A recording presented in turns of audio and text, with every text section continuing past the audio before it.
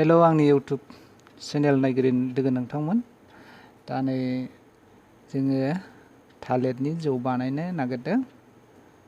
नायलांदो मारै मारै बानायो। जोंबो बानायफेराखैमोन, दिनैसो फार्स्ट टाइम। बेजों लोगोसे नै एंखुर संनायबो एसे लाफानांगौ, बेजों लगायनांगौ जाहैबाय आरो। अब्ला नायलांदो।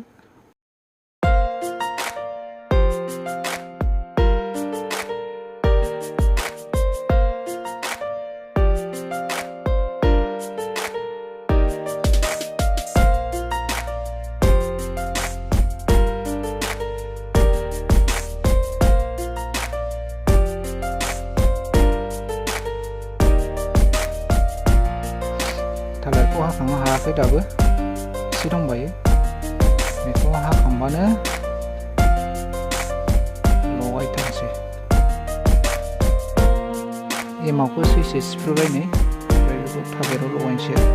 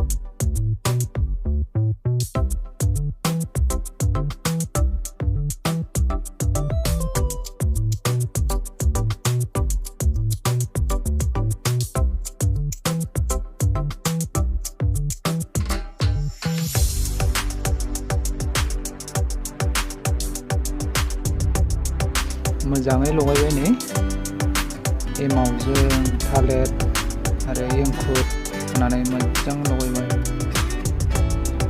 लगायनानै डाइरेक्टलि दोननांला, बेखौ डाइरेक्ट ड्रामाव सोखानांगौ जाहैबाय आरो। मालायफोरा दोनो ना मायो, सोरबा सोरबा बानायनाय खोनायो मारै मारै बानायो, खिन्थु जोंहा बे साइजै बानायदों आरो। ड्रामसे जाथोंसै। दांनै थालिरनि फिथाइजों हां जालायबाय।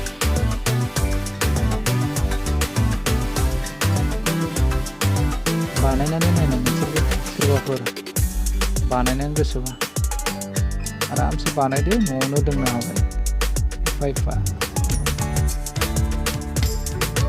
सर्टबट बायदि फेयाबो, एमावखौ एसेल' होनांगौ।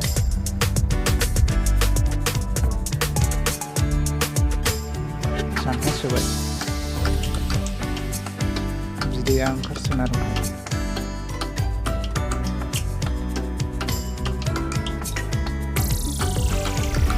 लाहे लाहे आजायगा 10 दिननि उनाव दिनै खेंनानै नायनायसै माबादि जायो। नायदो, 10 दिननि उनाव बेबादि ओंखारहांबाय आरो। जेसेबां गोबाव दोनो जेसेबां बुरजा ओंखारगोन। ओंखारहांबाय नै।